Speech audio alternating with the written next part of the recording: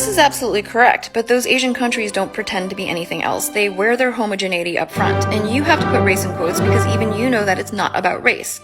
Now, clearly the politicized dominant ethnicity thing is a problem in certain Asian countries, but that's not about race because they've subjugated their own. The difference between those Asian countries and the United States is those Asian countries don't put up a statue at their port of entry that says, "Give us your tired, your poor, your huddled masses." They don't pretend to want to be sent the homeless and the tempest tossed. They do not claim that they will lift their lamp beside a golden door. China has a Great Wall. They don't pretend to be a melting pot. There is no such thing as the Japanese or Korean dream. They do not pretend to welcome people from around the world to migrate within their borders where they are promised citizenship and prosperity. And not that there aren't Asian countries who have committed plenty of atrocities, but they have not forced multi-ethnic societies by committing transatlantic and trans-Pacific enslavement, genocide, and colonization. So I don't know what you call it other than white. The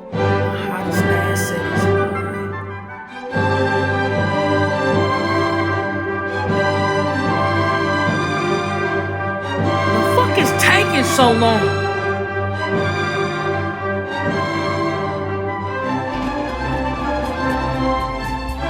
There's a long tradition in spycraft of making enemy assets appear unreliable.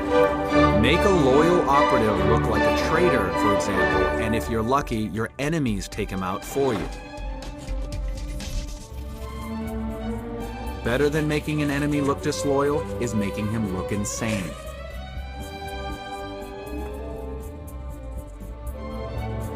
It takes some doing, but when you pull it off, it's more devastating than a bullet.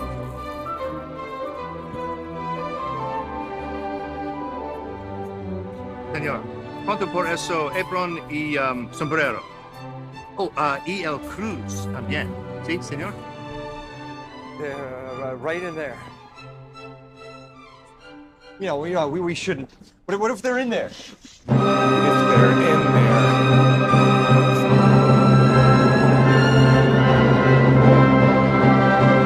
I'd just like to preface this video. I did not kill myself. If I go missing or end up murdered, the people potentially responsible could possibly be located here at Camp Pendleton. Hello, my name is Cassandra Perez. Please share this video with anybody and everybody. This is a warning to the public.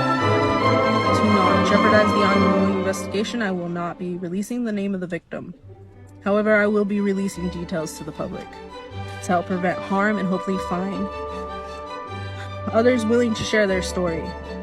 My niece is under the age of 18 and has learning disabilities. On June 10th, she went missing, and on June 27th, she was found on Camp Pendleton. Camp Pendleton is a military base in Oceanside, San Diego. She was found in the barracks by military police. She had been sold to a soldier for sex.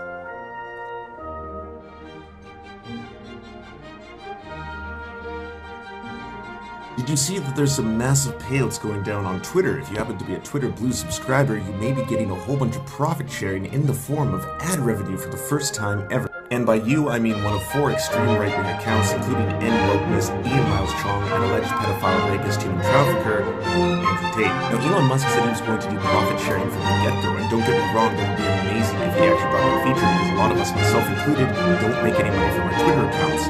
Except it's only really applying to about 4 or 5 extremists right now. So TikTok and Capture are understandably upset because this is less of a payment sharing program and more of a pick me who's the right-wing extremist who's going to be getting a payout today.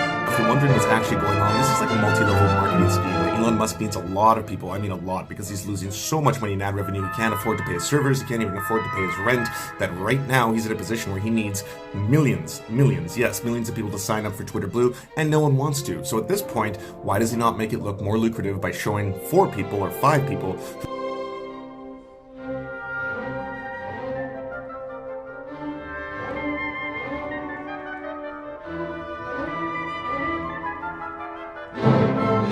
Wow, I had no idea that the National Guard was started to protect us from tyranny.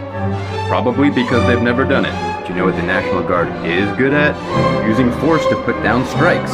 Here's a National Guardsman in Colorado protecting mining companies from the tyranny of having to pay their workers a fair wage. And And here's the National Guard in 1877 protecting rail companies from the tyranny of having to pay their workers a fair wage. And here are some National Guardsmen in Detroit protecting Henry Ford from having to pay his workers a fair wage. The account's telling me that I need to go see that new Freedom movie, and that they need to save. So this is interesting because she's asking the question, how come the same people who want to hunt down child predators, all in the name of protecting children, are the same people who tend to dismiss allegations of abuse in cases like Jonah Hill's? How come the people who call drag queens groomers are the same people that say certain people are lying about being abused in order to get attention? And that's because the point is not to protect potential victims of abuse, it is about maintaining structures of power through the enforcement of social norms, particularly gender norms. A really good example of this is everyone's favorite women identifier, Matt Walsh, claiming that the Catholic Church scandal is nothing to do with abusers or the structure of power that protects them, but, you know, this. The overall point is to blur the line between queerness and abuse as much as possible with the long-term project of enforcing patriarchal gender norms through legislation. A lot of people are still struggling to understand what's so fishy about financial disclosures of the organization that this movie is based on. So I thought we should do some comparison to other trafficking organizations that do similar work to see how they stack up. Just for transparency and clarity, all of these reports are going to come from ProPublica for the fiscal year 2020. So just as a reminder, this is Operation Underground Railroad, and some people got confused in my last video. Just to clarify, functional expenses does include salaries for everybody involved. But in a year where they received almost $46 million in donations, $33.9 million of it didn't leave the company. Let's compare them to the most well-known anti-trafficking organization in the United States that the U.S. government also puts in charge of our U.S. human trafficking hotline. In the same year, they received $9 million in donations and netted negative $4.2 million for the year. They don't work strictly to combat human trafficking, but here's Thorne's numbers for comparison. Here's A21 in comparison. Here's Love 146 in comparison. Fuck it, here's Truckers Against Trafficking. I am extremely jazzed to find out if I'm cool or not, so... What is the word saying? Above average cool. Okay.